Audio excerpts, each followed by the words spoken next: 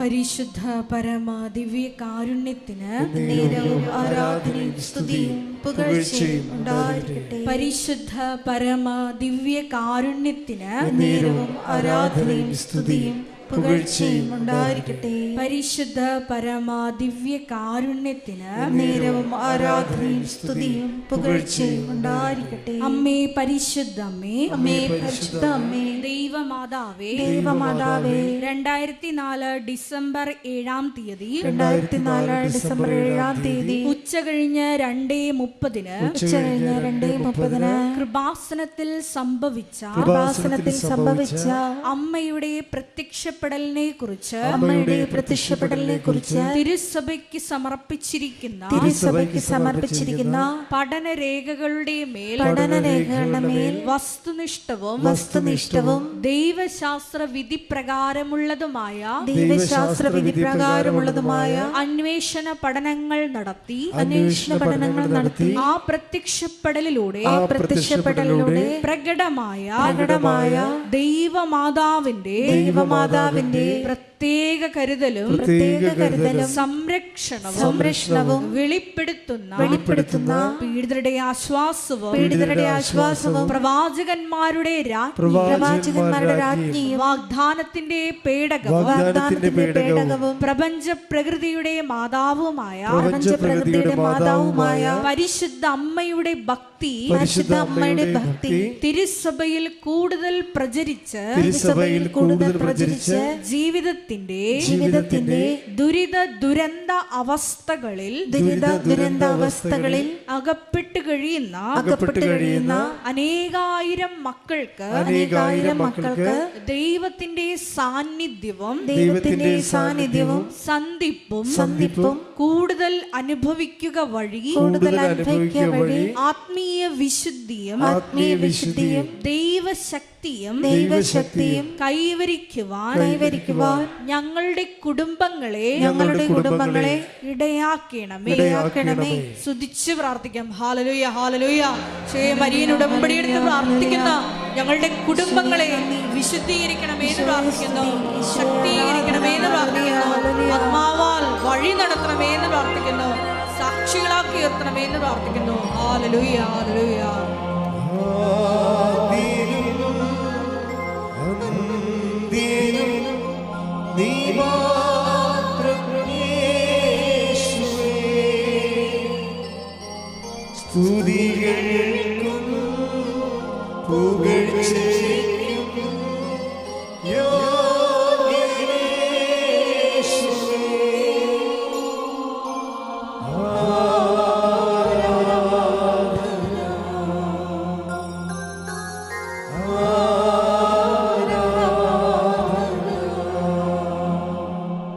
പരിശുദ്ധ പരമ ദിവ്യ കാരുണ്യത്തിന് നേരവും ആരാധനയും സ്തുതിയും പുകഴ്ചയും ഉണ്ടായിരിക്കട്ടെ. പരിശുദ്ധ പരമ ദിവ്യ കാരുണ്യത്തിന് നേരവും ആരാധനയും സ്തുതിയും പുകഴ്ചയും ഉണ്ടായിരിക്കട്ടെ. പരിശുദ്ധ പരമ ദിവ്യ കാരുണ്യത്തിന് നേരവും ആരാധനയും സ്തുതിയും പുകഴ്ചയും ഉണ്ടായിരിക്കട്ടെ.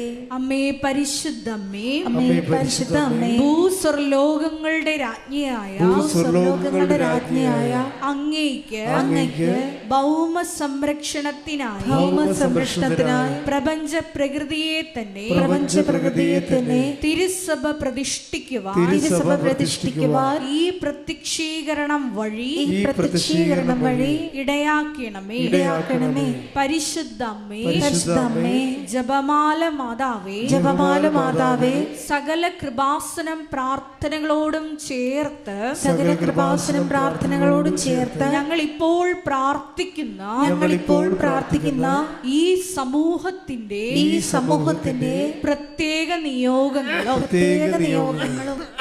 മൗനമായിട്ട് നമ്മുടെ വ്യക്തിപരമായ പ്രാർത്ഥനാ വിഷയങ്ങളും സമാനമായ വിഷമതകളിലൂടെ കടന്നു പോകുന്ന സഹോദരങ്ങളെയും പരിശുദ്ധതയും മാതാവിൻ്റെ മധ്യസ്ഥതയിൽ ദിവ്യകാരുണ്യ സന്നിധിയിൽ സമർപ്പിച്ച് നമുക്കൊരു നിമിഷം മൗനമായിട്ട് പ്രാർത്ഥിക്കാം.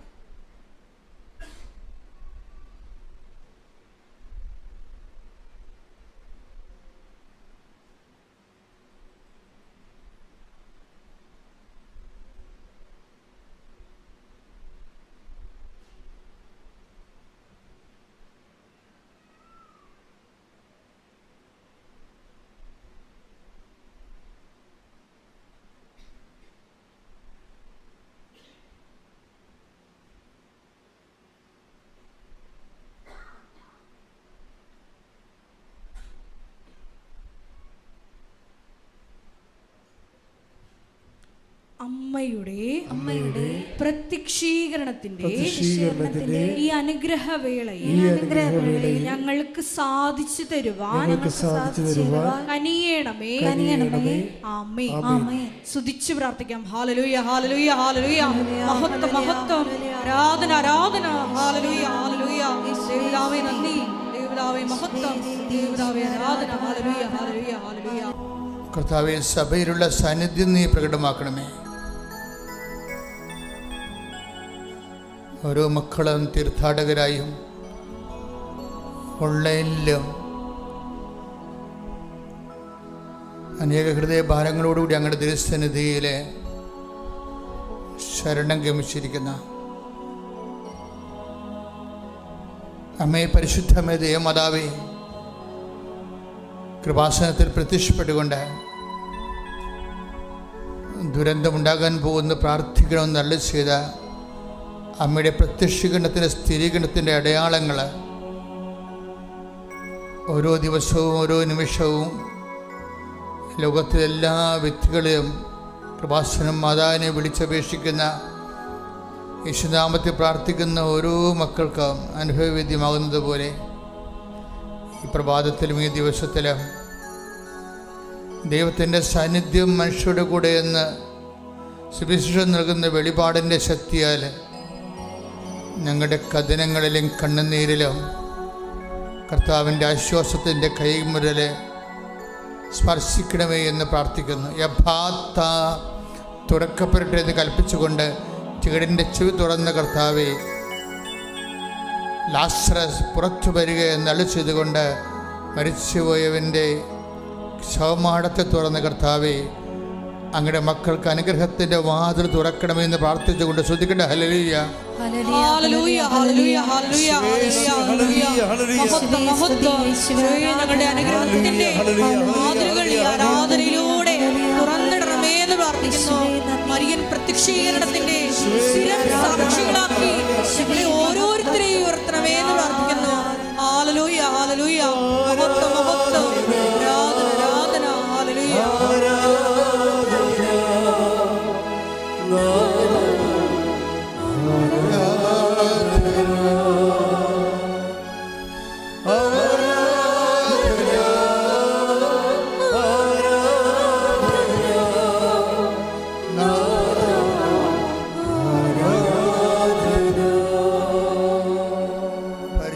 പരമദിവ്യകാരുണ്യത്തിന് ആരാധനയും സ്തുതിയും പുകഴ്ചയും ഉണ്ടായിരിക്കട്ടെ. കർത്താവിൻ്റെ ഉന്നതമായ നാമത്തിന് സ്വസ്ഥം ചെയ്യുന്ന കർത്താവേ, ഓ ദിവ്യകാരുണ്യമേ,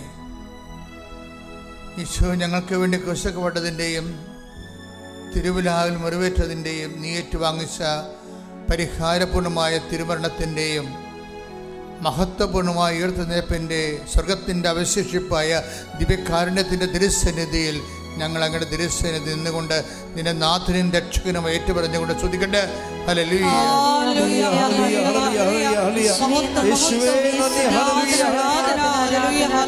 ദിവ്യകാരുണ്യ സ്നേഹം ശ്രദ്ധിക്കട്ടെ.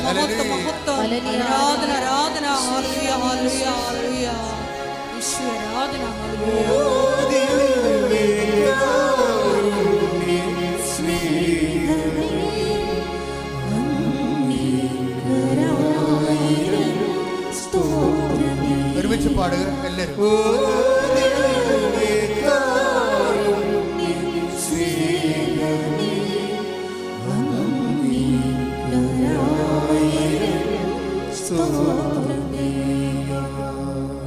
പരിശുദ്ധ പരമദിവ്യകാരുണ്യത്തിന് ആരാധനയും സ്തുതിയും പുകഴ്ചയും ഉണ്ടായിരിക്കട്ടെ. കർത്താവേ, ഗുരുതരമായ രോഗങ്ങള്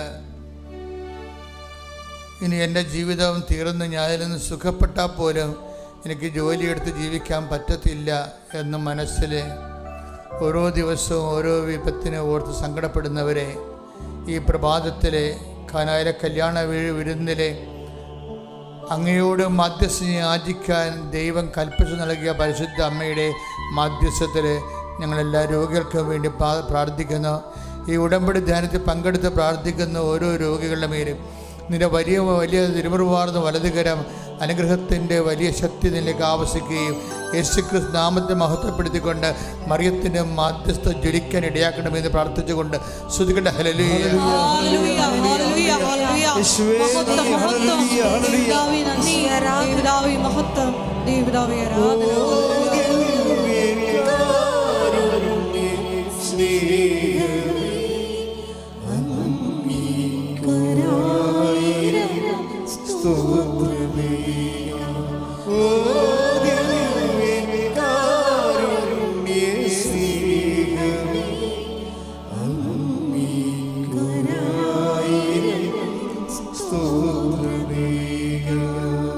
പരിശുദ്ധാത്മാവിൻ്റെ നിറവിലാണ്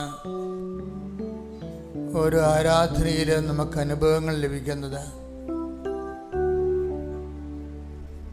പരിശുദ്ധാത്മാവിൽ ആരാധിക്കുവാനും ആത്മാവിൻ്റെ അഭിഷേകത്തിന് അയോഗ്യതയുണ്ടെങ്കിൽ അത് ഓർത്തുകൊണ്ട് അനുതാപത്തോടെ ദാവീദിനെപ്പോലെ ഞങ്ങൾ പ്രാർത്ഥിക്കുന്ന കർത്താവേ, അങ്ങയുടെ തിരുസന്നിധിയിൽ നിന്ന് ഞങ്ങളെ തള്ളിക്കളയരുതേ, അങ്ങയുടെ പരിപാലനയെ ഞങ്ങൾ എടുത്തു കളയരുതേ. അങ്ങയുടെ പരിശുദ്ധാത്മാവിനാൽ ആരാധനാ സമൂഹത്തെ അഭിഷേകം ചെയ്യണമെന്ന് പ്രാർത്ഥിച്ചുകൊണ്ട് ശ്രദ്ധിക്കട്ടെ. ഹല്ലേലൂയ.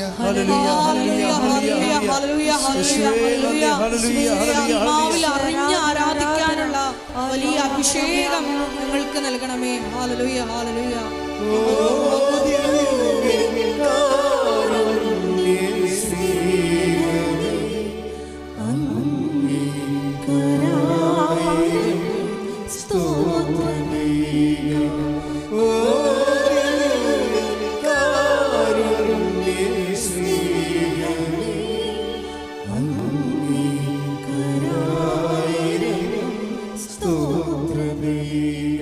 പരിശുദ്ധ പരമദിവ്യകാരുണ്യത്തിന് എന്നേരവും ആരാധനയും സ്തുതിയും പുകഴ്ചയും ഉണ്ടായിരിക്കട്ടെ.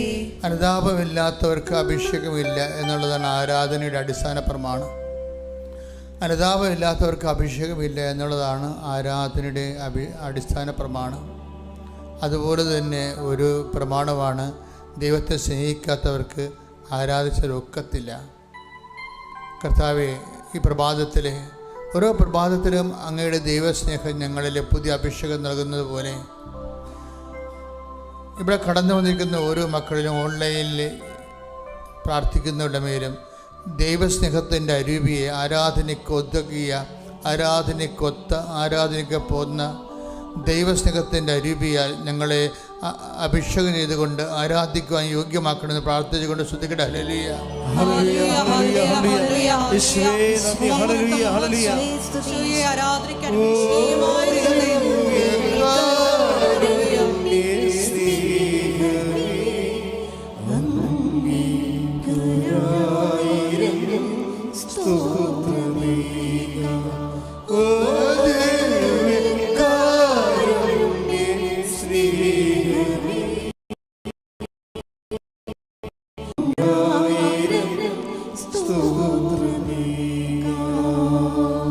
എൻ്റെ പ്രിയമുള്ളവരെ, ഇന്നലെ 16 കോടിയോളം കടമുള്ള ഒരു മകനെ അൾത്താറയിലെ പ്രാർത്ഥനയിൽ കണ്ടുമുട്ടി. ഇതുപോലെ വളരെ ഗ്രീവിയസ് ആയിട്ടുള്ള, അതുപോലെ തന്നെ ഇന്നലെ പ്രാർത്ഥിക്കാവുന്ന ഭർത്താവ് 7-8 പ്രാവശ്യം വെടിവെച്ച ഒരു ഭാര്യയെ അവളുടെ ഹൃദയത്തിലും നാക്കിലുമൊക്കെ വെടിയുണ്ട ചീറിപ്പോയി പാഞ്ഞതിൻ്റെ ഒരു പ്രത്യേക ഒരു ജീവിയായി നിൽക്കുന്ന അങ്ങനെയുള്ളവരൊക്കെയാണ് അൾത്താറയിൽ വരുന്നത്. എന്നാൽ അലക്സച്ചനാണ് അവരെ അഭിസംബോധന ചെയ്തത്. ധ്യാനത്തിൻ്റെ സമയം കഴിഞ്ഞായിരുന്നു. അപ്പം ഇതുമാത്രം മനുഷ്യരാണ് കൃപാസന അൾത്താറയിൽ ജീവനോടെ പ്രത്യക്ഷപ്പെട്ട പരിശുദ്ധ അമ്മയുടെ സാന്നിധ്യത്തിലെ, അമ്മയുടെ മാധ്യസ്ഥത്തിലെ ഈശോയിലെ അഭയം പ്രാപിക്കുന്നത്. അവസാനത്തെ അറ്റ കൈ പോലെയാണ് മനുഷ്യർ വരണത്. അങ്ങനെ അറ്റ കൈ അവസാനത്തെ അഭയകേന്ദ്രം എന്ന രീതിയിൽ വന്നിട്ടുള്ള അനേകം മക്കൾ, വന്നു പോയിട്ടുള്ളവർ, ഇപ്പം പ്രാർത്ഥിച്ചുകൊണ്ടിരിക്കുന്നവർ, അവരുടെ മേലെല്ലാം സ്വർഗം തുറക്കപ്പെടട്ടെ എന്ന് പ്രാർത്ഥിക്കുന്നു.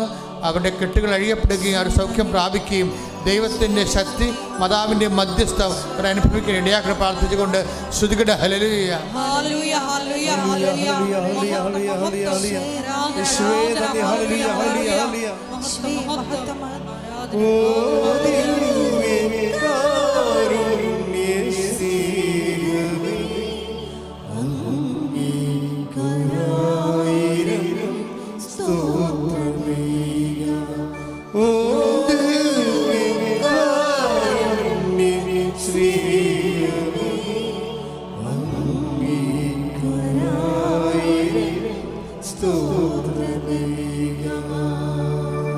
വേറെ ഒരു സങ്കടക്കാരനെ അൾത്താറയിൽ ഈ കഴിഞ്ഞ ശനിയാഴ്ച കണ്ടെത്തിയത് നമ്മുടെ യമനിൽ വധശിക്ഷയ്ക്ക് വിധിക്കപ്പെട്ടിരിക്കുന്ന നിമിഷപ്രിയയുടെ ഭർത്താവ് ഉടമ്പടി എടുത്തിട്ടുണ്ട്. അദ്ദേഹം എന്നെ വന്ന് പറഞ്ഞപ്പോൾ ബ്ലഡ് മണി കൊടുത്തിട്ട് യമൻ സർക്കാർ സ്വീകരിക്കുന്നില്ലെന്നാണ് പറഞ്ഞത്. അവരതിൽ നിന്ന് റിലീവ്ഡ് ആകാനുള്ള പണം കെട്ടിവെച്ചത്, അത് 8 കോടിയോ മറ്റോ എന്തുകൊണ്ടാണ് കെട്ടിവെച്ചിട്ട് പോലും അതിനുള്ള സംവിധാനം ഒരുക്കിയിട്ട് പോലും യമൻ സർക്കാർ അത് സ്വീകരിക്കണില്ല എന്നാണ്. അതാണ് പരിശുദ്ധ അമ്മയുടെ മുമ്പിൽ വെച്ചിരിക്കുന്ന ഈ ആഴ്ചത്തെ ഒരുപക്ഷെ ഏറ്റവും വലിയ നിയോഗം എന്ന് പറയുന്നത്. അങ്ങനെയുള്ള കടുത്ത നിയോഗങ്ങളിലെല്ലാം ഈ ആഴ്ചയിൽ തീരുമാനമുണ്ടാകാൻ വേണ്ടി ഇടിമുഴക്കം പോലെ ശ്രദ്ധിക്കട്ടെ.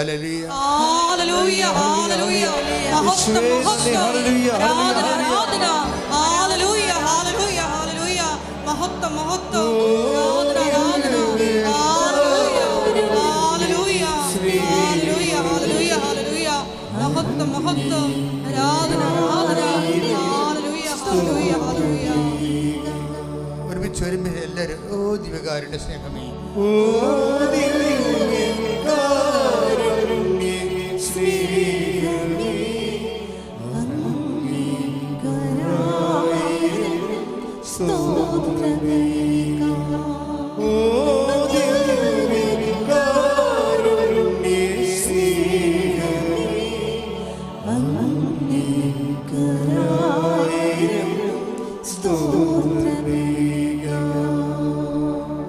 ശരിക്കും നമ്മൾ ആരാധനയ്ക്ക് വരുമ്പോൾ ഉടമ്പടിയോടുകൂടി നമ്മുടെ ആരാധനാ ജീവിതം തന്നെ അങ്ങോട്ട് മാറ്റിമറിക്കപ്പെടുകയാണ് ചെയ്യണത്. കഴിഞ്ഞ ദിവസങ്ങളിൽ തലയോലപ്പറമ്പിൽ നിന്ന് ജെയ്മി എന്നും പറഞ്ഞൊരു മോള് സാക്ഷ്യം പറഞ്ഞു. അവർ ലേണഡ് വുമണാണ്. അവരുടെ സാക്ഷ്യങ്ങൾ വളരെ ചിട്ടയായിട്ടും അഭിഷേകസ്നിഗ്ധമായിട്ടാണ് പറയണത്. അപ്പോൾ അവർ പറഞ്ഞത്, ഞാൻ പണ്ട് കുർബാന അർപ്പിച്ചതുപോലെ അല്ല ഇപ്പോൾ കുർബാന അർപ്പിക്കുന്നത്. കാര്യം എന്താണ്? ഉടമ്പടിയിലായി കഴിഞ്ഞപ്പോൾ അവർക്ക് ദൈവമായിട്ട് ഒരു ബന്ധത്തിലായി, സുരക്ഷിതമായ കൃത്യമായ തുളുമ്പാത്ത ഒരു ബന്ധമായി.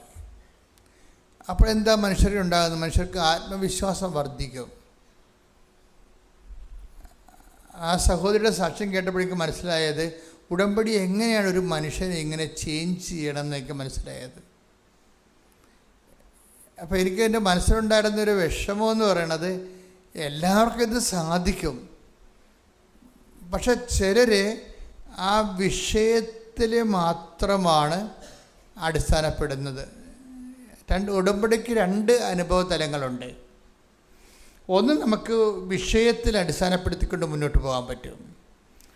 നമ്മൾ ഉടമ്പടി നിയോഗം വെച്ചിരിക്കുന്ന വിഷയങ്ങളെ മാത്രം അടിസ്ഥാനപ്പെടുത്തിക്കൊണ്ട് നമുക്ക് മുന്നോട്ട് പോകാൻ പറ്റും.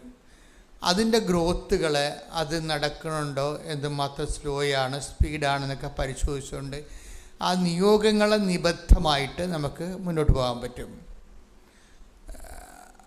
അപ്പോൾ വരുന്നൊരു വിഷയം നമ്മുടെ വിഷയബന്ധിയായിട്ട് മാറും. അപ്പോൾ കുറച്ച് കഴിയുമ്പോൾ ദൈവവും നമ്മളുമായിട്ടുള്ള ബന്ധം ഒരു ഡ്രൈ റിലേഷനായി പോകും. ദൈവം നമ്മളുമായിട്ടുള്ള ഒരു ബയോളജിക്കൽ റിലേഷനുണ്ട്. എന്നുവെച്ചാൽ വളരെ ജൈവപരമായ ഒരു ബന്ധം. അത് വന്നാൽ നമ്മൾ വിചാരിക്കുന്ന രീതിയിലല്ല ഈ സംഭവം പോകാൻ പോണത്. എനിക്കിപ്പോഴും മനസ്സിലാക്കുന്ന ഉടമ്പടിയുടെ ഒരു 10% സാധ്യതകൾ മാത്രമേ ഇപ്പോഴും സാക്ഷ്യം പറഞ്ഞ് ആൾക്കാർക്ക് അനുഭവിക്കാൻ ഇടയായിട്ടുള്ളതെന്നുള്ളതാണ്. ഉടമ്പടിയുടെ ഒരു 10% സാധ്യതകൾ മാത്രമേ മനുഷ്യൻ ഇപ്പോഴും സാച്ചുറേറ്റ് ചെയ്തിട്ടുള്ളത്, സാക്ഷാത്കരിച്ചിട്ടുള്ളത്. എന്ന് വെച്ചാൽ ഇതിൻ്റെ കാരണം ഇതിൽ ഇൻവെസ്റ്റ് ചെയ്യുന്ന വ്യക്തികളുടെ ആത്മീയ നിലവാരം അനുസരിച്ച് കൊണ്ടാണ് ഈ ഉടമ്പടിയുടെ ദൈവാനുഭവ സാധ്യത എന്ന് പറയുന്നത്. അപ്പോൾ ആരെങ്കിലും തുനിഞ്ഞു കെട്ടി എൻ്റെ വിഷയത്തെക്കാൾ വലുത് എനിക്കെൻ്റെ ദൈവമാണെന്ന് ചിന്തിച്ചാൽ 50% പ്രീമിയം ആയിട്ടാണ് ഈ സാധനം ഡെവലപ്പ് ചെയ്ത് വരുന്നത്. എൻ്റെ വിഷയത്തെക്കാൾ വലുത് എനിക്കെൻ്റെ ദൈവമാണ് എന്ന് പറഞ്ഞു നോക്കിയേ. എൻ്റെ വിഷയത്തെക്കാൾ വലുത് എനിക്ക് എൻ്റെ ദൈവമാണ്. ദൈവമാണ് എൻ്റെ വിഷയം, ദൈവമാണ് എൻ്റെ വിഷയം. അങ്ങനെ വന്നു കഴിഞ്ഞാൽ അത് നിങ്ങൾക്ക് അച്ഛൻ പറഞ്ഞു തരുന്നതുകൊണ്ടല്ല, ആന്തരികമായിട്ടൊരു അഭിഷേക വിധി പ്രകാരം ബോധ്യത്തിലേക്ക് വന്നു കഴിഞ്ഞാൽ ഭയങ്കര ചേഞ്ച് വരും. ഇപ്പം കഴിഞ്ഞ ദിവസങ്ങളിൽ ഞാൻ ഒരു വൈദികൻ്റെ ടോക്ക് കേട്ട്. അങ്ങനെ സ്വാഭാവികമായിട്ട് റീൽസൊക്കെ നോക്കുമ്പോൾ കാണുന്നതാണ്. അപ്പോൾ വൈദികൻ്റെ ടോക്ക് എന്ന് പറഞ്ഞാൽ അദ്ദേഹം എനിക്ക് ഭയങ്കര ഇച്ഛാഭംഗം വന്നിരുന്നു. വൈദികരുടെ പോലും ഗതി ഇതാണല്ല എന്ന് ഓർത്തിട്ട്. എന്താ വെച്ച് കഴിഞ്ഞാൽ ഇദ്ദേഹം പറയണത്, ഇദ്ദേഹം കേരളത്തിൽ സ്വാധീനിക്കുന്ന ഒരു ധ്യാനഗുരുവാണ്, കരിസ്മാറ്റിക് ധ്യാനഗുരുവല്ല. അപ്പം അദ്ദേഹം പറയണത്, എനിക്ക് ഈ കരിസ്മാറ്റിക് മേഖലയോട് ഞാനൊരു റെസ്പെക്റ്റബിൾ ഡിസ്റ്റൻസ് കീപ്പ് ചെയ്യുന്ന ആളാണെന്ന്. കരിസ്മാറ്റിക് മേഖലയോട് ഞാനൊരു ബഹുമാനപുരസ്സരമായ ഒരു അകലം കീപ്പ് ചെയ്യുന്ന ആളാണ്. അത് അദ്ദേഹം നല്ല ഭംഗിയുള്ള ഭാഷ ഉപയോഗിക്കുന്ന ആളാണ്. എന്നിട്ട് അതിന് കാരണം പറയണത്, ഈ രോഗസൗഖ്യത്തിൻ്റെ മേഖലയാണ് അങ്ങേർക്ക് ഡൗട്ടുള്ളത്. അപ്പോൾ അദ്ദേഹം ചോദിക്കേണ്ട ഒരു ചോദ്യമുണ്ട്. ഈ രോഗസൗഖ്യത്തിൻ്റെ മേഖലയിൽ ഒരു ഓട്ടിസം രോഗിയെ കൊണ്ടുവന്ന് സുഖപ്പെട്ടിട്ടുള്ള ഏതെങ്കിലും ചരിത്രമുണ്ടോ? അതാണ് ഇവിടെ ചോദിക്കുന്നത്. എന്ന് വെച്ച് കഴിഞ്ഞാൽ അതിന് ചോദിക്കേണ്ട ചോദ്യം മനസ്സിലായില്ലേ? ഈ രോഗസൗഖ്യത്തിൻ്റെ ഈ ക്ലെയിമിൽ ഇപ്പോൾ കുറേ അധികം ക്ലെയിംസ് വരുന്നുണ്ടല്ലോ. അപ്പോൾ അതിൽ ഓട്ടിസം രോഗി അല്ലെങ്കിൽ ഹൈപ്പർ ആക്ടിവിറ്റി രോഗികൾ സുഖപ്പെട്ട ഏതെങ്കിലും ചരിത്രമോ സാക്ഷ്യമോ ഉണ്ടോ എന്ന് ചോദിക്കും. അതിൻ്റെ അർത്ഥം എന്ന് പറഞ്ഞാൽ അതില്ലെങ്കിൽ മറ്റുള്ളതെല്ലാം കള്ളത്തരമാണെന്നാണ് അദ്ദേഹം ബ്രാൻഡ് ചെയ്യണത്. വളരെ തന്ത്രപൂർവ്വമാണ് അത് ആ സാധനം പ്ലേസ് ചെയ്തിരിക്കുന്നത്. അത് കേട്ട് സുഖിക്കുന്നവരുണ്ട്, ഒത്തിരി പേരുണ്ട്. അത് കേട്ട് അതാണ് സത്യമെന്ന് പറയുന്ന ഒത്തിരി പേരുണ്ട്. അപ്പോൾ സാത്താൻ വളരെ തന്ത്രപരമായിട്ടാണ് സഭയിൽ തന്നെ നുഴഞ്ഞു കയറിയതിന് ശേഷം ഇങ്ങനെയുള്ള ആൾക്കാരെ ഉപയോഗിക്കണമെന്ന് ചോദിച്ചു കഴിഞ്ഞാൽ സങ്കടം വരും ശരിക്കും പറഞ്ഞാൽ. അത് കഴിഞ്ഞപ്പോഴാണ് ജെയിനിയുടെ സാക്ഷ്യം വന്നത് ഇവിടെ. ഇത് ഞാൻ കേട്ട് ഇതിനൊരു മറുപടി കൊടുക്കണമല്ലോ എന്ന് വിചാരിച്ചുകൊണ്ടിരിക്കുന്ന സമയത്താണ് ജെയിനി വന്ന് സാക്ഷ്യം പറയണത്. അപ്പോൾ ജെയിനി ഒരു യാക്കോബി ലേഡിയാണ്, പക്ഷേ നല്ല പാരമ്പര്യമുള്ള ചൈതന്യമുള്ള വിശ്വാസിയാണ്. അത് അവർ ഉടമ്പടി എടുക്കുന്നതിന് മുമ്പ് ഒരുവിധം ദൈവമായിട്ട് റിലേഷൻസ് ഉള്ള ആളാണ്. അപ്പോൾ എങ്കിലും ഉടമ്പടി എടുക്കാനുള്ള സാഹചര്യം അവർ പറയണത്, എനിക്കിത് അവരുടെ മകന് ഹൈപ്പർ ആക്ടിവിറ്റിയാണ്. ഹൈപ്പർ ആക്ടിവിറ്റി നിങ്ങൾക്ക് അറിയാമല്ലോ, ഓട്ടിസം പോലെയുള്ള തന്നെ സംഭവം. ഏതെങ്കിലും സ്കൂളിലൊക്കെ പോവുകയാണെങ്കിൽ അവൻ ഓടി നടക്കും, അവിടെ ഇവിടെയൊക്കെ കയറി നടക്കും, പിന്നെ പിള്ളേരെ ഉപദ്രവിക്കും. എപ്പോഴും അവർ സ്പെഷ്യൽ സ്കൂളിലേക്ക് അവനെ കൊണ്ടുപോകേണ്ടി വരും. എപ്പോഴും കംപ്ലൈൻറ്റ് വരും. നമുക്ക് തന്നെ ഇപ്പോൾ തന്നെ പിള്ളേരുടെ അവരെ കണ്ടിട്ടില്ലേ, അവിടെ നിൽക്കത്തില്ല, അവർ ഓടി നടക്കും. അവർക്ക് എന്താണ് ചെയ്യണമെന്ന് അവർക്കൊരു പിടിയും കിട്ടത്തില്ല. അത് ഭയങ്കര സങ്കടകരമായ ഒരു ഓട്ടിസം രോഗി ഉണ്ടെങ്കിൽ ഒരു മാതാപിതാക്കന്മാർക്ക് പെട്ടെന്ന് വിശുദ്ധരാകാൻ പറ്റും. എനിക്കങ്ങനെയാണ് മനസ്സിലായത്. ഒരു ഓട്ടിസം രോഗി നമ്മുടെ വീട്ടിലുണ്ടെങ്കിൽ ആ മാതാപിതാക്കന്മാർക്ക് അല്പം ശ്രദ്ധിച്ചാൽ, ഇപ്പം ഇന്ന് 7-ാം തീയതി, ഇത് റെക്കോർഡ് ചെയ്യുന്ന ദിവസം 7-ാം തീയതി, ഇന്ന് കാർലോ അക്വിറ്റസിനെ പരിശുദ്ധ പിതാവ് ദിവ്യകാരുണ്യ മധ്യസ്ഥനായിട്ട് ഇന്ന് വിശുദ്ധനായിട്ട് പ്രഖ്യാപിക്കുന്ന ദിവസമാണ്. ഒന്ന് കൈയടിച്ച് അക്വിറ്റസിൻ്റെ 15 വയസ്സേ ഉള്ള ആളിനെ, 15 വയസ്സേ ഉള്ളു.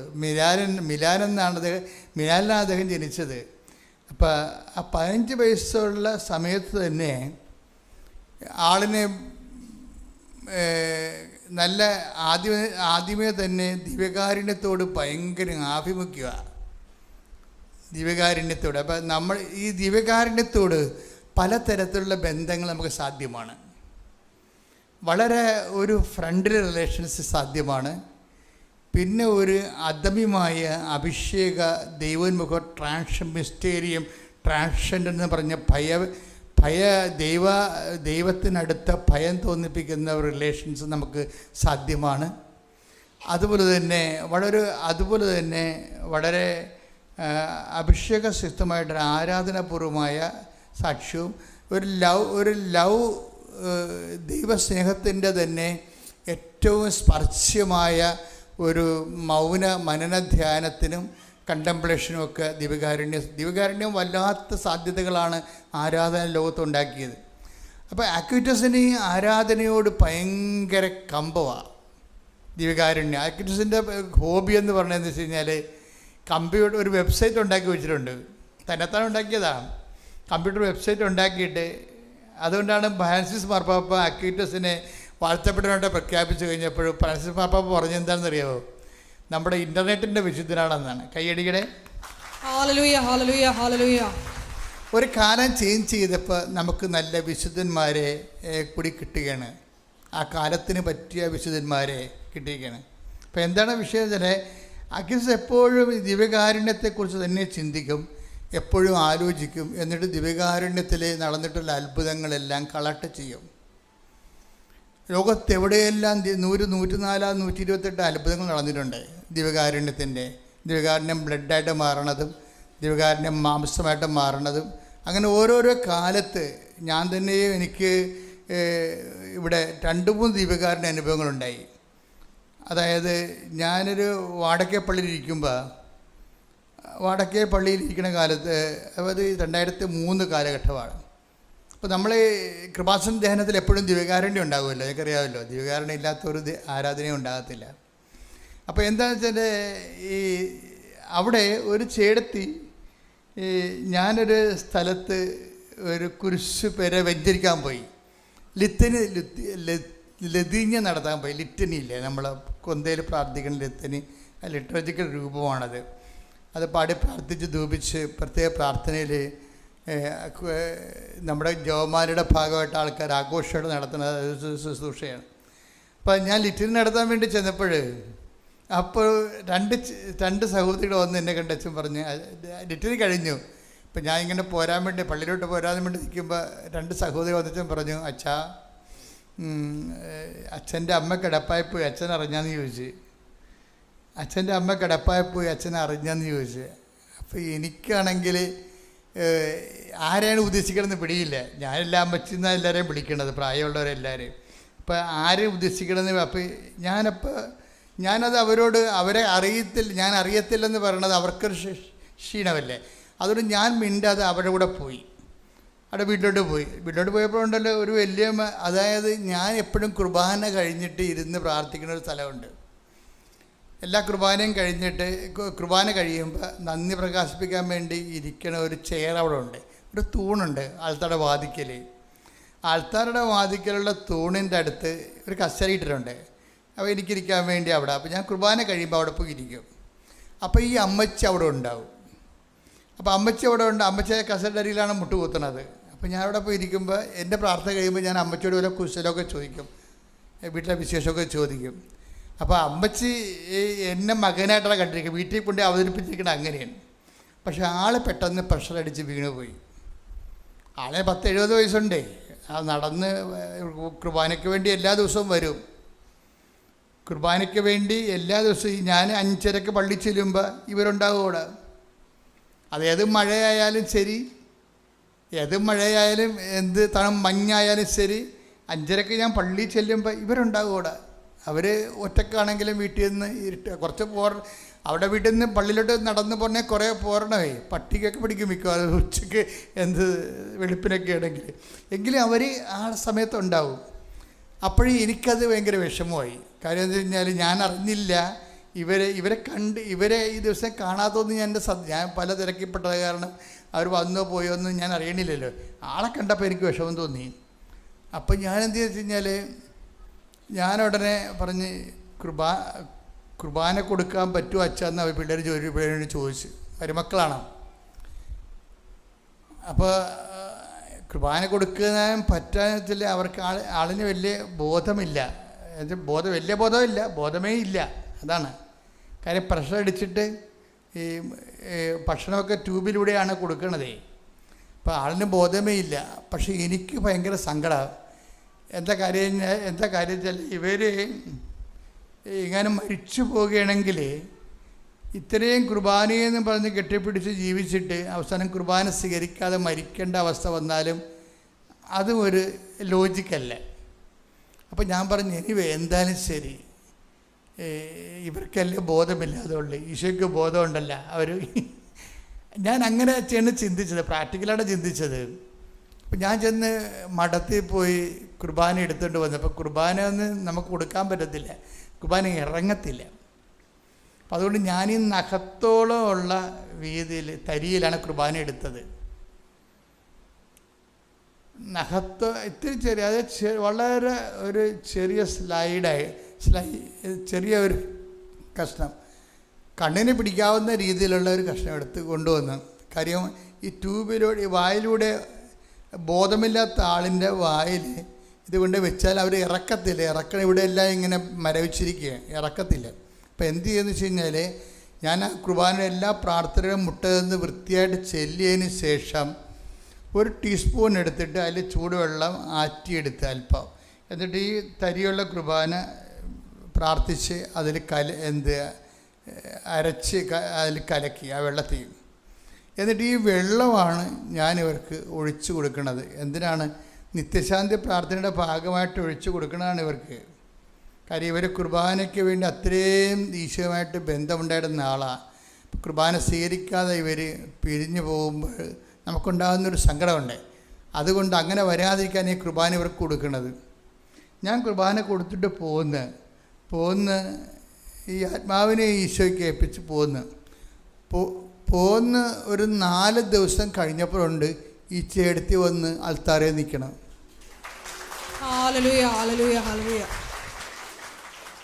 അതാണ് കുർബാന എന്ന് പറയുമ്പോൾ. അതാണ് കുർബാന. നമുക്കൊന്നും വിധി കൽപ്പിക്കാൻ പറ്റത്തില്ല. അനന്തമായ സാധ്യതയാണ് കുർബാന എന്ന് പറയുന്നത് നമ്മുടെ മുമ്പിൽ. ഒന്ന് ശ്രുതിക്കട്ടെ, ഹല്ലേലൂയ. ഓസ്തിയിൽ വാഴും ശ്രുതിക്കട്ടെ, ഹല്ലേലൂയ. യേശുവേ സ്തുതി, ഹല്ലേലൂയ.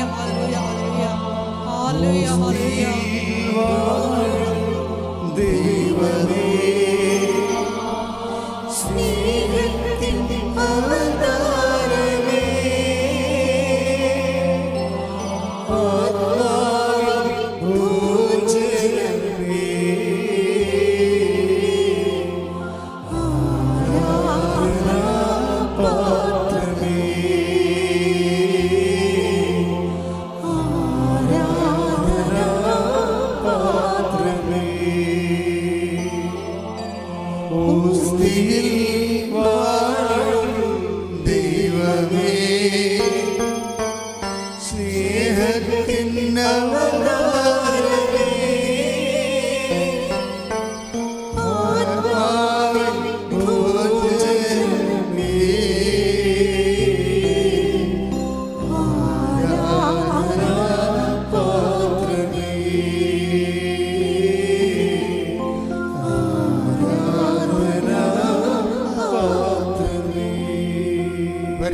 പരമദിവ്യകാരുണ്യത്തിന് എന്നേരവും ആരാധനയും സ്തുതിയും പുകഴ്ചയും ഉണ്ടായിരിക്കട്ടെ. പരിശുദ്ധ പരമദിവ്യകാരുണ്യത്തിന് എന്നേരവും ആരാധനയും സ്തുതിയും പുകഴ്ചയും ഉണ്ടായിരിക്കട്ടെ.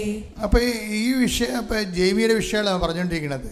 അപ്പം ജെയ്മിയെ സംബന്ധിച്ചിടത്തോളം ഈ ഉടമ്പടിയിലാണെന്ന് പറഞ്ഞ ആൾ ഫുള്ളായിട്ട് ഉടമ്പടിയിലാണ്. ജീവിതവും പ്രവർത്തനവും ഉടമ്പടിയിലാണ്. ഇപ്പം കുർബാനയ്ക്ക് കൂടുന്ന സമയത്ത് പറയണത് ഞാനിങ്ങനെ കരഞ്ഞോണ്ടേ ഇരിക്കുമെന്ന് പറഞ്ഞു. കുർബാന, അത് ശരിയാണ്. കുർബാനയുടെ സത്ത മനസ്സിലാക്കി കഴിഞ്ഞാൽ ഈശോ നമുക്ക് വേണ്ടി അനുഭവിച്ച ആത്മസമർപ്പണത്തെക്കുറിച്ചും അനുഭവിച്ച പീഡാസഹനങ്ങളെക്കുറിച്ചും മാനസിക സംഘർഷങ്ങളെക്കുറിച്ചും ഒക്കെ നമ്മൾ ചിന്തിച്ച് അതിനെയാണ് കുർബാനയാക്കിയിരിക്കുന്നത്. അതിനെയാണ് ഓർമ്മയ്ക്കായി ചെയ്യാൻ പറയുന്നത്. ആ ഓർമ്മ അനുഷ്ഠിക്കുമ്പോൾ നമ്മൾക്ക് ഉണ്ടാകുന്ന അഭിഷേകവും ആത്മബന്ധവും എന്ന് പറയുന്നത് ചിന്തിക്കാനാവാത്ത ഒരു ആത്മീയ അനുഭൂതിയാണ്. ഉടമ്പടിയിലുള്ള എല്ലാ മക്കൾക്കും ഉണ്ടാകും. ഉടമ്പടിയിലുള്ള മക്കൾ കുർബാന കൂടുമ്പോൾ വളരെയേറെ ശ്രദ്ധിക്കണം. കാര്യം എന്താണ്?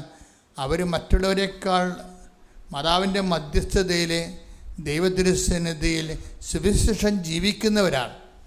സുവിശേഷം ജീവിക്കുന്നവർ കുർബാന കൂടിക്കഴിയുമ്പോൾ അതിൻ്റെ അഭിഷേകം എന്ന് പറയുന്നത് ഉന്നതമായ അഭിഷേകമാണ്. അതുകൊണ്ടാണ് പറയുന്നത്, ഞാൻ പണ്ടേ കുർബാന നല്ലവണ്ണം കൂടുന്ന ആളായിരുന്നു. പക്ഷേ ഉടമ്പടി എടുത്തപ്പോൾ ഞാൻ കുർബാനയുടെ സമയത്ത് പണ്ടൊക്കെ പല കാര്യങ്ങളെക്കുറിച്ചും കുർബാന കഴിഞ്ഞ് ചെയ്യേണ്ട കാര്യങ്ങളെക്കുറിച്ച് ഞാൻ ചിന്തിക്കുമായിരുന്നു. ഇപ്പോഴും ഞാൻ ഒറ്റ നിപ്പാണ്. അതാണ് വ്യത്യാസം. ഉടമ്പടി എടുക്കണമെങ്കിൽ ഞാൻ കുർബാന കൂടുമായിരുന്നു, ജെയ്മി അങ്ങനെ പറയണത്. പക്ഷേ ഞാൻ കുർബാനയുടെ ഇടയ്ക്ക് ഞാൻ കുർബാന കഴിഞ്ഞ് ചെയ്യേണ്ട കാര്യങ്ങളൊക്കെ കുറിച്ച് ചിന്തിക്കും. പക്ഷേ ഉടമ്പടിയിലായി കഴിഞ്ഞപ്പോൾ ദൈവത്തെ ആഴമായി മനസ്സിലാക്കി കഴിഞ്ഞപ്പോൾ ഞാനിപ്പോഴേ മുഴുവനും 100% കുർബാനയിലങ്ങനെ മുഴുകയാണ് നിൽക്കണമെന്നാണ്. ഓരോ വാക്കിലും ഓരോ പാട്ടിലും ഓരോ പ്രവർത്തനങ്ങളിലും. കാര്യം എല്ലാ രീതിയിലുമുള്ള കുർബാനകളിലെല്ലാം വളരെ ശക്തമായ ദൈവസാന്നിധ്യത്തിൻ്റെ പാട്ടുകളുണ്ട്. അപ്പം അതൊക്കെ നിങ്ങൾ കേൾക്കുമ്പോൾ തന്നെ അതിൻ്റെ കൂടെ ഏത് റൈറ്റിലെ കുർബാനയ്ക്കാണ് പങ്കെടുക്കുന്നത് അതിൻ്റെ കൂടെ അങ്ങ് പാടുകയും പ്രാർത്ഥിക്കുകയും മൗനമായി. ഇപ്പോൾ ലാറ്റിൻ കുർബാന മാസത്തിനൊക്കെ ആണെങ്കിൽ മൗനമായ സമയങ്ങളുണ്ട്. കുർബാന സ്വീകരിച്ചു കഴിഞ്ഞാൽ പിന്നെ സേക്രഡ് സൈലൻസ് എന്ന് പറയും. അത് വല്ലാത്തൊരു സമയമാണ്. അതുപോലെ തന്നെ നമ്മൾ കുർബാന തുടങ്ങാൻ തീരത്തും ഒരു സൈലൻസ് ഉണ്ട്. അനുതാപത്തിൻ്റെ, നിശബ്ദതയുടെ, ബഹളം ഇല്ലാതെ മനുഷ്യൻ ദൈവമായിട്ട് കണ്ടുമുട്ടുന്നുമ്പോഴുള്ളൊരു ഹോംവർക്കാണ് ആ ടൈം. ദൈവമായിട്ട് കണ്ടുമുട്ടി കഴിഞ്ഞുള്ള ദൈവത്തോടുള്ള മനസ്സിൻ്റെ സംവേദനങ്ങളാണ് അവസാനത്തെ സേക്രഡ് സൈലൻസ് എന്ന് പറയുന്നത്. അപ്പോൾ ഇതെല്ലാം ദൈവം നമുക്ക് നൽകിയിരിക്കുന്നത് ആവുന്ന വിധത്തിലെല്ലാം ദൈവമായിട്ട് മനുഷ്യൻ ജീവിക്കാനാണ്. നമുക്ക് പലപ്പോഴും വരുന്നൊരു വിഷയം, ദൈവമായിട്ട് നമ്മൾ ഗുരുതരമായൊരു ജീവിതമില്ല, പിന്നെ ഒരു ആചാര അനുഷ്ഠാന പ്രകാരമുള്ളൊരു കാട്ടിക്കൂട്ടലും ഉള്ള സാങ്കേതികതകളാണ് ഉള്ളത്. അപ്പം ആ ഒരു ലെവല് നിങ്ങൾ ചേഞ്ച് ചെയ്യണം. ഒന്ന് പ്രാർത്ഥിക്കുക. കർത്താവായ ദൈവമേ, ആഴമായ ആത്മബന്ധത്തോടെ കാർലോ അക്യൂറ്റസിനെ പോലെ പരിശുദ്ധ കുർബാനയുടെ ധ്യാനത്തോഴനാകാൻ എന്നെ അനുഗ്രഹിക്കണമേ. ശ്രുതികട ഹല്ലേലൂയ.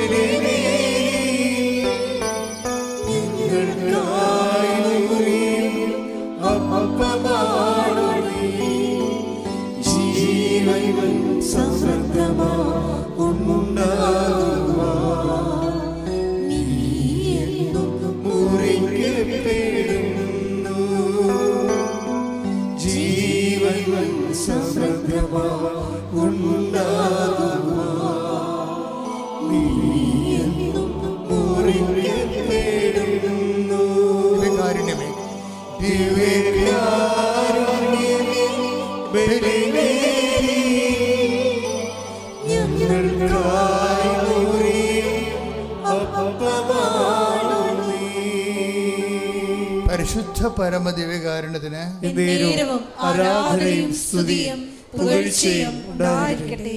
പരിശുദ്ധ പരമദിവ്യകാരുണ്യത്തിന് ആരാധനയും സ്തുതിയും പുകഴ്ചയും ഉണ്ടായിരിക്കട്ടെ. ഇത്രയും പെരുവിരിപ്പുള്ള, ഇത്രയും സ്കൂളിലൊന്നും ഇരുത്താൻ കൊള്ളാത്ത ഹൈപ്പർ ആക്ടിവിറ്റിയും ഓട്ടിസ ലക്ഷണങ്ങളൊക്കെ ഉള്ള ഈ മകനെയും കൊണ്ട് 6 മാസം കഴിയുമ്പോൾ വീണ്ടും ഈ ഡോക്ടറുടെ അടുത്ത് ചെല്ലും. അപ്പോൾ ഇവനെ കാണുമ്പോൾ ഡോക്ടർ ചോദിക്കും, ഇപ്പം മരുന്നെല്ലാം കൃത്യമായിട്ട് കൊടുക്കുന്നുണ്ടല്ലോ അല്ലേന്ന് ചോദിക്കും. അപ്പോൾ ജെയ്മി പറയും, ഡോക്ടർ തന്ന മരുന്നൊന്നും കൊടുത്തിട്ടില്ല. കൊടുത്തില്ലേ? പിന്നെ കൊച്ചിങ്ങനെ സുഖപ്പെട്ട് നിൽക്കണില്ല എന്ന് പറയും. അപ്പം ഞാനൊരാളെ കണ്ടുമുട്ടി ഡോക്ടർ എന്ന് പറയും. ആരാണ്? ഈശോനോട് പറയാൻ അധികാരമുള്ള ഒരാളെ കണ്ടുമുട്ടിയെന്ന്. Hallelujah hallelujah. ആ സാക്ഷ്യത്തിലൊക്കെ പോക്ക് കണ്ടില്ലേ? ഞാനൊരാളെ കണ്ടുമുട്ടിയെന്ന്. ആരെയാണ്? മാതാവിനെ കണ്ടുമുട്ടിയ കാര്യം പറയുകയാണ്. എന്നിട്ട് ജെയ്മി അതൊക്കെന്ന് പറഞ്ഞ ഒരു കാര്യമുണ്ട്. അമ്മയെ എനിക്ക് പുതിയ ആളല്ല, ഞാൻ കോൺവെന്റ് സ്കൂളിലാണ് പഠിച്ചത്, എനിക്ക് അമ്മേനെ അറിയാം.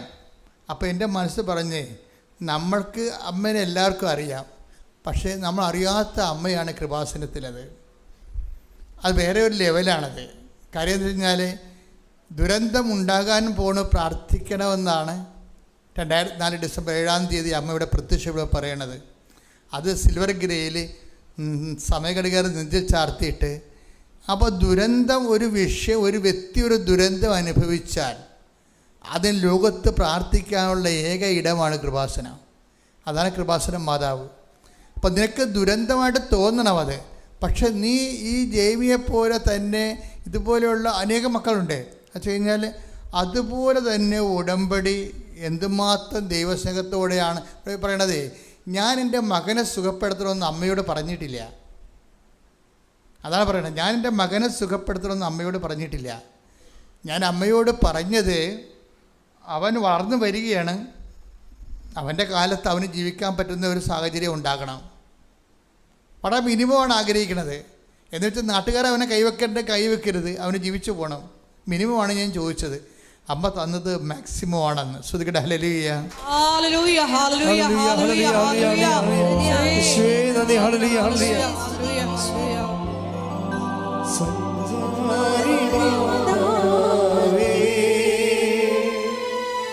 കൃപയുടെ കൂടാരമേ സഞ്ചാരിയാവേ,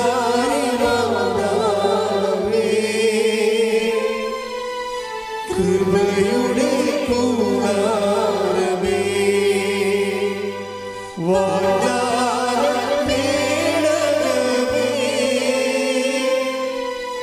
കൃപാസനത്തിൻ്റെ അമ്മേ വാഗ്ദാനമേടകമേ,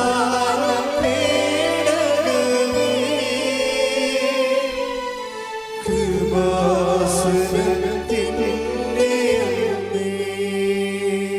പരിശുദ്ധ പരമദിവ്യകാരുണ്യത്തിന് എന്നേരവും ആരാധനയും സ്തുതിയും പുകഴ്ചയും ഉണ്ടായിരിക്കട്ടെ.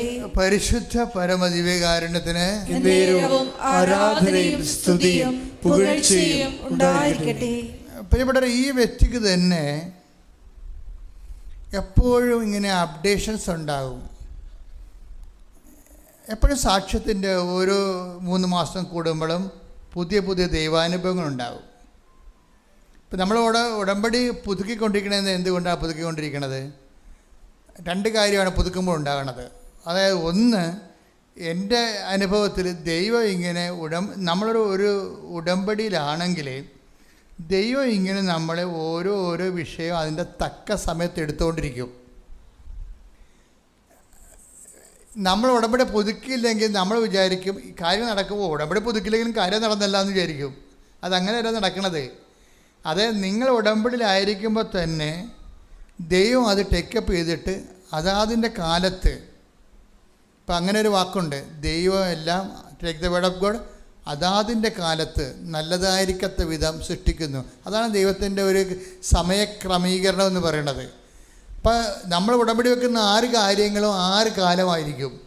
6 കാര്യത്ത് അതാതിൻ്റെ കാലത്താണ് ഈ സംഭവം നടക്കുന്നത്. Take the word of God. ശ്രുതികട ഹല്ലേലൂയ ഹല്ലേലൂയ ഹല്ലേലൂയ ഹല്ലേലൂയ ഹല്ലേലൂയ. യേശുവേ നന്ദി. ഹല്ലേലൂയ ഹല്ലേലൂയ. സ്തുതി യേശുവേ ആരാധന. യേശുവേ സ്തുതി. ഹല്ലേലൂയ ഹല്ലേലൂയ ഹല്ലേലൂയ ഹല്ലേലൂയ ഹല്ലേലൂയ ഹല്ലേലൂയ ഹല്ലേലൂയ. പ്രഭാഷകൻ 39:34. ഒന്ന് മറ്റൊന്നിനേക്കാൾ മോശമാണെന്ന് പറയാനാവില്ല. ഒന്ന് മറ്റൊന്നിനേക്കാൾ മോശമാണെന്ന് പറയാനാവില്ല. ഓരോന്നും യഥാകാലം നന്മയായി തെളിയും. ഉടമ്പടി നിയോഗങ്ങളുടെ രീതിയിൽ അതിൻ്റെ ഒരു കാലമുണ്ട്. അതിൻ്റെ ഒരു കാലം, അത് നടക്കേണ്ട കാലമുണ്ട്. ഇപ്പോൾ നമ്മൾ 2ാം ക്ലാസ്സിൽ പഠിക്കുന്ന വ്യക്തിക്ക് 3ാം ക്ലാസ്സിൽ 1ാം ക്ലാസ്സിൽ ചേർക്കുമ്പോൾ തന്നെ 3ാം ക്ലാസ്സിൽ കൊണ്ടുവന്നിട്ട് ഇരുത്തത്തില്ല. അപ്പോൾ അതുപോലെ തന്നെയാണ് അതാതിൻ്റെ കാലമുണ്ട്. അപ്പം അതുകൊണ്ട് നമ്മൾ ഉടമ്പടി പുതുക്കത്തിലാണെങ്കിലുള്ള ഗുണമെന്ന് പറയുന്നത് ദൈവം ഈ വിഷയങ്ങൾ അതിൻ്റെ സമയമാകുമ്പോൾ ചെയ്ത് മാറ്റും. അപ്പം നമ്മൾ ഓർക്കണമെന്ന് വെച്ചാൽ പിശാച പ്രവർത്തനത്തിൽ പറയും, അയ്യോ ഞാനിപ്പോൾ ഉടമ്പടിയിലല്ലല്ലോ, എന്നിട്ട് എൻ്റെ കാര്യം നടന്നല്ലോ. അതിൻ്റെ കാര്യം നമ്മൾ അവിശ്വസ്തരായിരുന്നാലും ദൈവം ശ്രദ്ധിക്കട്ടെ. ഹല്ലേലൂയ, ഹല്ലേലൂയ, ഹല്ലേലൂയ, ഹല്ലേലൂയ, ഹല്ലേലൂയ. യേശുവേ നന്ദി. ഹല്ലേലൂയ, സഞ്ചാരി മാതാവേ ശ്രദ്ധിക്കട്ടെ. ഹല്ലേലൂയ, സഞ്ചാരി മാതാവേ, കൃപയുടെ കൂടാരമേ,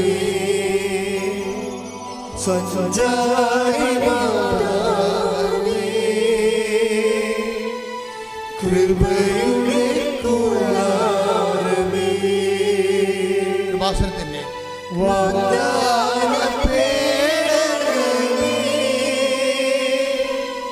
കൃപാസനത്തിൻ്റെ അമ്മേ, വാഗ്ദാനപേടകമേ, കൃപാസനത്തിൻ്റെ അമ്മേ. പരിശുദ്ധ പരമ ദിവ്യകാരുണ്യത്തിന് നേരവും ആരാധനയും സ്തുതിയും പുകഴ്ചയും ഉണ്ടായിരിക്കട്ടെ. 2 തിമോത്തിയോസ് 2:13. 2 തിമോത്തി 2:13 എപ്പോഴും മറന്നു പോകാതിരിക്കേണ്ട വചനമാണ്. ക്യാപിറ്റൽ വേർഡാണ്. എന്താണ് 2 തിമോത്തി പറഞ്ഞ്? 2 തിമോത്തിയോസ് 2:13. എന്താണ് വിഷയം? നാം അവിശ്വസ്തരായിരുന്നാലും നാം അവിശ്വസ്തരായിരുന്നാലും അവൻ വിശ്വസ്തനായിരിക്കും. അവൻ വിശ്വസ്തനായി. ഇതൊരു പ്രശ്നമാണ്. ദൈവം അതാതിൻ്റെ കാലത്ത് നിങ്ങളുടെ നിയോഗങ്ങളെ ഏറ്റെടുത്തുകൊണ്ടിരിക്കും. പക്ഷെ നമ്മളെ സംബന്ധിച്ചിടത്തോളം അയ്യോ ഇനി പത്രം കൊടുക്കണമല്ല, ഇനി എന്താ ചിലർക്ക് വിശുദ്ധി ജീവിക്കണ പോലും ഭയങ്കരമായിട്ടുള്ള ചലഞ്ചാണ്. അപ്പം അതുകൊണ്ട് അവർ ഉടമ്പടി അവസാനിക്കുമ്പോൾ ഈ ലോകത്താന്മാരാണെങ്കിലേ ലോകമാണ് ദൈവം എന്ന് പറഞ്ഞ് നടക്കുന്ന ആൾക്കാരില്ലേ, ഉദരമാണ് ദൈവം. Take the word of God. ശ്രദ്ധിക്കട്ടെ. ഹല്ലേലൂയ, ഹല്ലേലൂയ, ഹല്ലേലൂയ, ഹല്ലേലൂയ, ഹല്ലേലൂയ. യേശുവേ നന്ദി. ഹല്ലേലൂയ, ഹല്ലേലൂയ, ഹല്ലേലൂയ. യേശുവേ ആരാധന, ആരാധന, ആരാധന. യേശുവേ നന്ദി, മഹത്വം. ഫിലിപ്പി 3:19. ഫിലിപ്പിയർ 3:19. നാശമാണ് അവരുടെ അവസാനം, ഉദരമാണ് അവരുടെ ദൈവം. ലജ്ജാകരമായതിൽ അവർ അഭിമാനം കൊള്ളുന്നു. അപ്പം അതായത് ചിലർക്ക് ഉദരമാണ് ദൈവം. അതുകൊണ്ട് എന്താ പറയും, എങ്ങനെ അപ്പോൾ ഉടമ്പടി ഇല്ലെങ്കിൽ പിന്നെ ഉപവസിക്കേണ്ട കാര്യമില്ല ബുധനാഴ്ച. അപ്പോൾ ഉപവാസത്തിന് രക്ഷപ്പെടാൻ വേണ്ടി ഉടമ്പടി അവസാനിപ്പിക്കുന്നവരുണ്ട്. അവർക്കൊരു ആശ്വാസമാണ് ഉടമ്പടി തീരുമ്പോൾ. അതിൻ്റെ കാര്യം അവർ ലോകത്താന്മാരായതുകൊണ്ടാണ്. ലോകത്താന്മാരാന്ന് പറയുമ്പോൾ നമ്മൾ ഇതിൻ്റെ ലോകത്താൻ റേഞ്ച് എന്ന് പറഞ്ഞാൽ ആദ്യത്തെ ഒരു കാലമാണ്. അത് കഴിഞ്ഞാൽ പിന്നെ ആത്മീയത ഉള്ളവർക്ക് മാത്രമേ ഉടമ്പടി മുന്നോട്ട് പോകാൻ പറ്റത്തുള്ളൂ. അതാണ് വിഷയം. അത് വളരെ നമ്മൾ ശ്രദ്ധിക്കണം. നമ്മൾ കാര്യം ജനം ഇങ്ങനെ ദൈവം ഇങ്ങനെ ആളെ ബ്രാൻഡ് ചെയ്തിട്ടുണ്ട്. ഭൗതിക മനുഷ്യനും ജഡിക മനുഷ്യനും ലൗകായിക മനുഷ്യനും ആത്മീയ മനുഷ്യനും ഒന്ന്. അപ്പോൾ ഈ ജഡിക മനുഷ്യന് ഉടമ്പടി ഒന്ന് പുതുക്കി തീർന്നാൽ അവിടെ ചെന്ന് സ്റ്റോപ്പ് ചെയ്ത് കളയും. അതിൻ്റെ കാര്യം വെച്ച് കഴിഞ്ഞാൽ പിന്നെ ഇതിൻ്റെ ബാധ്യതകളൊക്കെ ഏറ്റെടുക്കേണ്ട കാര്യമില്ലല്ലോ. ദൈവസ്നേഹം ഇല്ലാതെ വിഷയസ്നേഹം ഉള്ളത് കൊണ്ടാണ് ഉടമ്പടി അപ്പം തന്നെ സ്റ്റോപ്പ് ചെയ്യണത്. ശ്രദ്ധിക്കട്ടെ. ഹല്ലേലൂയ, ഹല്ലേലൂയ, ഹല്ലേലൂയ, ഹല്ലേലൂയ, ഹല്ലേലൂയ. യേശുവേ നന്ദി. യേശുവേ ആരാധന, ആരാധന. യേശുവേ നന്ദി, മഹത്വം, മഹത്വം, മഹത്വം, മഹത്വം. ഹല്ലേലൂയ, ഹല്ലേലൂയ, ഹല്ലേലൂയ, ഹല്ലേലൂയ, ഹല്ലേലൂയ. 1 കൊരിന്തോസ് 2:14-15. 1 കൊരിന്തോസ് 2:14-15. ലൗകിക മനുഷ്യന് ദൈവാത്മാവിന്റെ ദാനങ്ങൾ ഭോഷത്വമാകയാൽ അവനത് സ്വീകരിക്കുന്നില്ല. ഈ ദാനങ്ങൾ ആത്മീയമായി വിവേചിക്കപ്പെടേണ്ടവയാകയാൽ അവ ഗ്രഹിക്കാനും അവന് സാധിക്കുന്നില്ല. ഈ ഉദരമാണ് ദൈവം എന്ന് പറഞ്ഞ ആവശ്യമില്ല. ഉദരമാണ് ദൈവം എന്ന് പറയുമ്പോൾ തീറ്റിപ്പണ്ടാരാന്നല്ല എൻ്റെ അർത്ഥം. ലൗകികമായ കാര്യങ്ങൾക്ക് മാത്രം ദൈവത്തെ അവലംബം വെക്കുന്ന ആൾക്കാരാണ്. വീട്, ജോലി, വിവാഹം, PR, പെൻഷൻ, വേറെ ഒന്നുമില്ല. ഭൗതിക നേട്ടങ്ങൾക്ക് വേണ്ടി മാത്രം ദൈവത്തെ ഉടമ്പടി എടുത്തിരിക്കുന്ന ആൾക്കാരുണ്ട്. അവർക്ക് ആത്മീയത ഒരു പ്രശ്നമല്ല. നിങ്ങളുടെ ഉടമ്പടി പല സമയത്ത് സ്ലോ ആകാൻ കാരണം, പിത്തപിടിക്കാൻ കാരണം എന്താ കാര്യം? ഉടമ്പടിക്ക് ഇങ്ങനെ കൊളസ്ട്രോൾ അടിക്കാൻ കാര്യം എന്താ? ഉടമ്പടി കൊളസ്ട്രോൾ അടിക്കാൻ കാര്യം ഇത് മൊത്തം ദൈവത്തെ സമീപിക്കുന്ന രീതിയുടെ കുഴപ്പമാണ്. ദൈവത്തിന് വേണ്ടി സ്വീകരിക്കുന്നതിന് പകരം ദൈവത്തിൻ്റെ ആനുകൂല്യങ്ങൾ അടിച്ചു മാറ്റാൻ വേണ്ടിയുള്ള തന്ത്രവിദ്യയായിട്ട് ഉടമ്പടിയെ നിങ്ങൾ ന്യൂനീകരിക്കുന്നുണ്ട്. അതുകൊണ്ടാണ് ആധ്യാത്മികമായ വളർച്ചയില്ലാത്തത്. ഉടമ്പടിയിലൂടെ ഈ ലൗകിക മനുഷ്യനാണ് അങ്ങനെ വളർച്ച മുറ്റി പോണത്. റോമ 8:9 എടുത്ത് ശ്രുതികട്ടെ. ഹല്ലേലൂയ.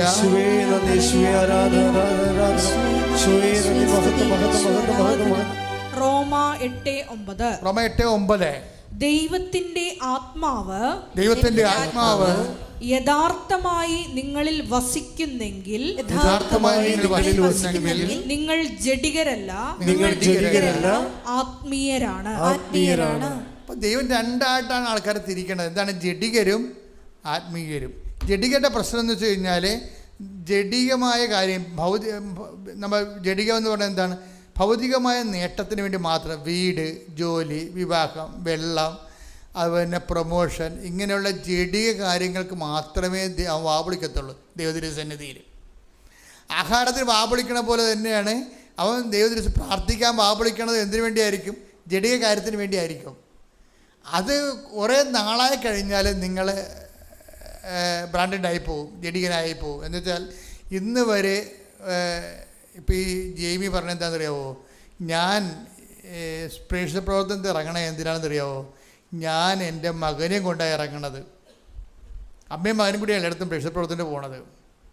ഇവർക്ക് അത്യാവശ്യം ശമ്പളമുള്ള നല്ല ജോലിയുള്ള പാർട്ടിയാണ്. പക്ഷേ അവരെ സംബന്ധിച്ചിടത്തോളം അവർ ഈ മകൻ സുഖപ്പെട്ട് കഴിഞ്ഞപ്പോഴാണ് എന്ത് ചെയ്ത് അവരുടെ മനസ്സിൽ കർത്താവ് ഒരു ആഗ്രഹം കൊടുത്തു. എന്താ ആഗ്രഹം കൊടുത്തു വെച്ചാൽ ഇവർക്ക് ഇപ്പോൾ 12 മണിക്കൂർ ജോലിയാണ്. 12 മണിക്കൂർ ജോലിയാണ്. ബാംഗ്ലൂരാണ് അവർ സെറ്റിൽ ചെയ്തിരിക്കുന്നത്.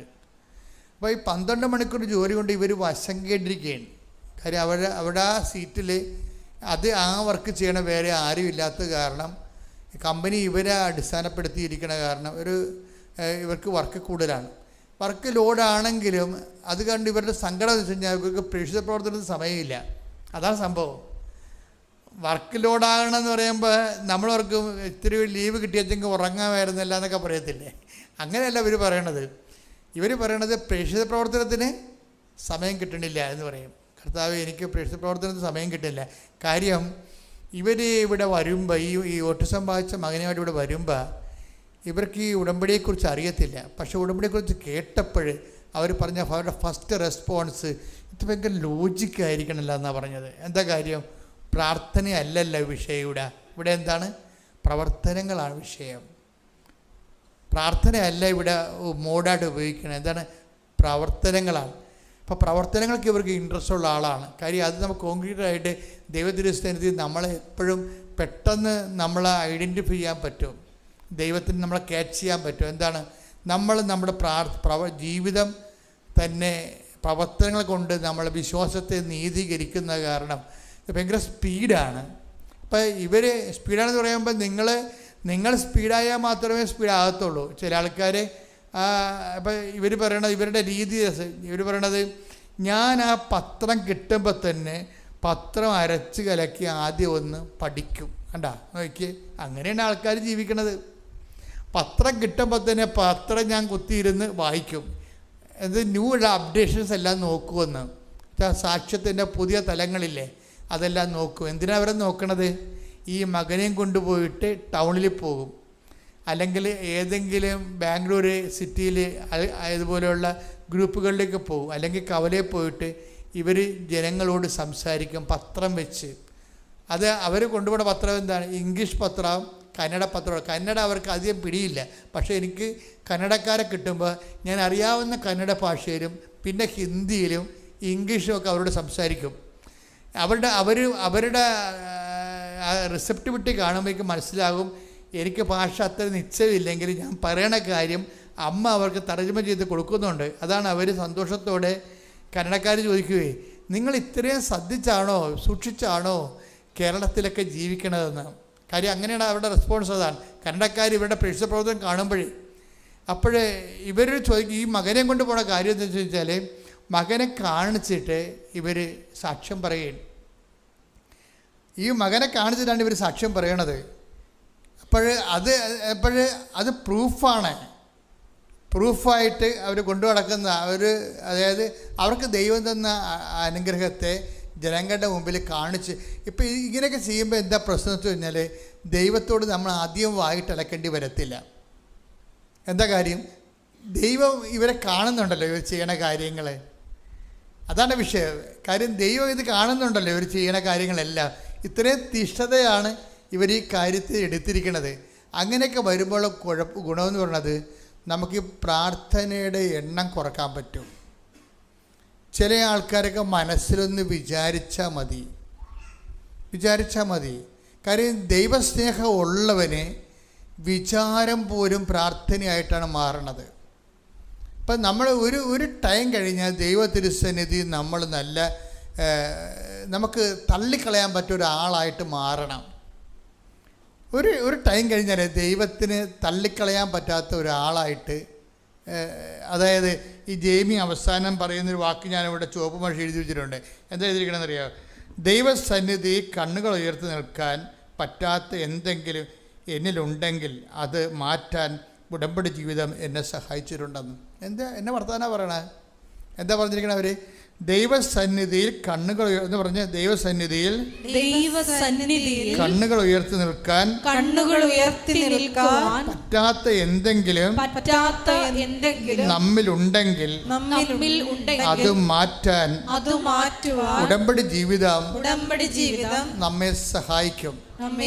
അപ്പൊ ഇത്രയും സ്കാൻ ചെയ്തിട്ടാണ് അവരിതിനെ ഈ വിഷയം അവതരിപ്പിക്കുന്നത്. ഉടമ്പടി എന്താണ് അവർക്ക് നൽകിയതെന്ന് ചോദിച്ചാൽ അവർ പറയുന്ന ഒറ്റ വാക്ക് എന്താണ്? എനിക്ക് ദൈവ തിരുസന്നിധിയിലെ കണ്ണുകൾ ഉയർത്തി ധൈര്യത്തോടെ നിൽക്കാം. അതെന്നെ ധൈര്യത്തോടെ നിർത്തുന്നത് ആരാണ്? എൻ്റെ ഉടമ്പടി ജീവിതമാണ്. ദൈവ തിരുസന്നിധിയിൽ എനിക്ക് ധൈര്യമായിട്ട് ചോദിക്കാം. ദൈവം തരികയോ തരാതിരിക്കുകയോ അത് ദൈവത്തിൻ്റെ വിഷയമാണ്. അതിലെനിക്ക് പ്രശ്നമല്ല. പക്ഷേ എനിക്ക് ചോദിക്കാനുള്ള ഒരു ആംബിയർ ഉണ്ട്. എന്താ കാര്യം? ഞാൻ ദൈവ തിരുസന്നിധിയിൽ കണ്ണുകൾ ഉയർത്തി നിൽക്കാനുള്ള ധൈര്യം എനിക്ക് തന്നത് ആരാണ്? എൻ്റെ ഉടമ്പടി ജീവിതമാണ്. അപ്പോൾ ഉടമ്പടി ജീവിതം എന്നാണ് അവർ പറയണത്. ഞാനൊരിക്കലും ഉടമ്പടി ജീവിതമെന്ന് പറഞ്ഞിട്ടില്ല. കാരണം ജനങ്ങൾ അവരുടെ അനുഭവത്തിലൂടെ ഉടമ്പടി ജീവിതമെന്ന് പറയാൻ തുടങ്ങിയപ്പോഴാണ് ഞാനും ഉടമ്പടി ജീവിതമെന്ന് പറയാൻ തുടങ്ങിയത്. കാര്യം ഉടമ്പടി ഒരു ജീവിത രീതിയാണത്. ആ ഉടമ്പടി ജീവിതത്തിലൂടെ ഒരു വ്യക്തിക്ക് ഉണ്ടാകുന്ന സംഭവം എന്താണ്? ദൈവത്തിൻ്റെ തിരുസന്നിധിയിൽ കണ്ണുകൾ ഉയർത്തി നിൽക്കാൻ നമുക്ക് ആശങ്കയില്ലാതെ, സംശയമില്ലാതെ, ഞെട്ടുറപ്പോടുകൂടി നിൽക്കാൻ പറ്റും. കാര്യം എന്താണ്? അവരുടെ പ്രവർത്തനത്തിൻ്റെ രീതിയാണ്. കന്നഡയും ഇംഗ്ലീഷുകാരുടെ ഇംഗ്ലീഷും ഹിന്ദിയോട് ഹിന്ദിയും അത്രയും ഭാഷയ്ക്ക് നൈപുണ്യം ഇല്ലെങ്കിൽ പോലും ആദ്യം പതർച്ചൊന്നും ഇല്ലാതെ കർത്താവിന് സുവിശേഷ വേല. അപ്പോൾ ഇത് ചെയ്യണത് എന്താണ്? ഇത് ചെയ്യണത് ഇവർ 12 മണിക്കൂർ ജോലി കഴിഞ്ഞിട്ടാണ് ചെയ്യണത്. 12 മണിക്കൂർ ജോലിയുണ്ട് അവർക്ക് അവരുടെ ഓഫീസിൽ. അത് കഴിഞ്ഞിട്ടാണ് ഇവർ ചെയ്യണത്. അപ്പോഴവരുടെ മനസ്സിൽ കർത്താവിനോട് ഒരു ചിന്ത എന്താ വന്നതെന്ന് വെച്ച് കഴിഞ്ഞാൽ, എനിക്കിത് സമയം കിട്ടുകയാണെങ്കിൽ എനിക്ക് ടെൻഷൻ ഇല്ലാതെ ജോലി ചെയ്യാവില്ല. അതാണ് പിന്നീട് അവർ ഈശോയോട് പറയണ ഒരു കാര്യം. എനിക്കിത്തിരി സമയം, ഇപ്പോൾ 12 മണിക്കൂർ ജോലി ചെയ്യണ്ടേ. തന്നെയല്ല വേറെ പ്രശ്നമുണ്ട്. എന്താണ്? ഈ ഒക്കുലർ മയോപ്പതി എന്നും പറഞ്ഞ രോഗമുണ്ട്. കണ്ണിൻ്റെ മസിൽ കടിക്കും. അപ്പം അത് കണ്ണിന്, അതുകൊണ്ട് ഈ കമ്പ്യൂട്ടർ നോക്കി കുറച്ച് നേരം ഇരുന്ന് കഴിഞ്ഞാൽ തന്നെ കണ്ണൊക്കെ വല്ലാത്ത രീതിയിൽ കണ്ണ് നിറയാനും മസിൽ പിടിക്കാനൊക്കെ തുടങ്ങും. അപ്പോൾ മസിൽ വെട്ടിക്കയറ്റെന്നൊക്കെ നമ്മൾ പറയത്തില്ലേ, അപ്പോൾ കണ്ണിൻ്റെ മസിൽ പിടിക്കും. അപ്പോൾ ആ രോഗമുള്ള ആളാണ് ഈ 12 മണിക്കൂർ ജോലി ചെയ്യണത്. ഈ ജോലിയുടെ ഇടയ്ക്കാണ് ഈ സുവിശേഷ വേലയ്ക്ക് പോണത്.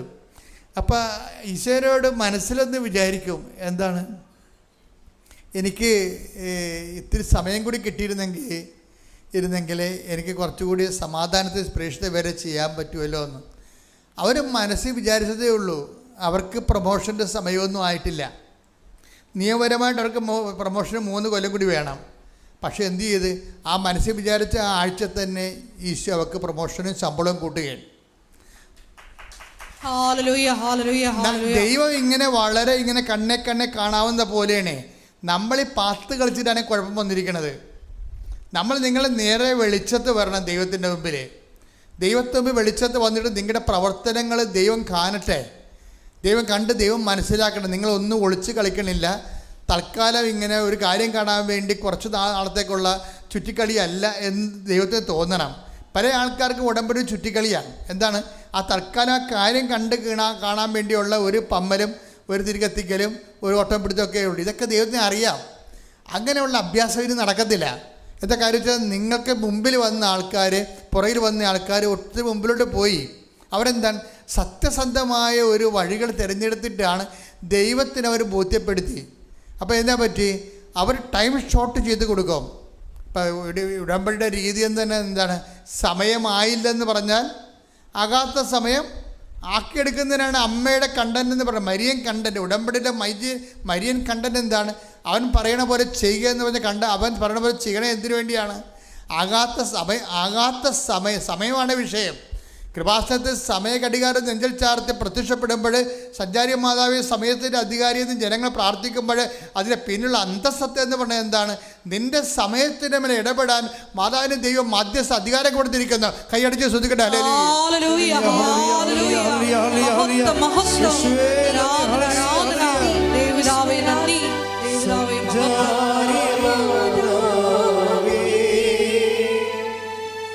കൃപയുടെ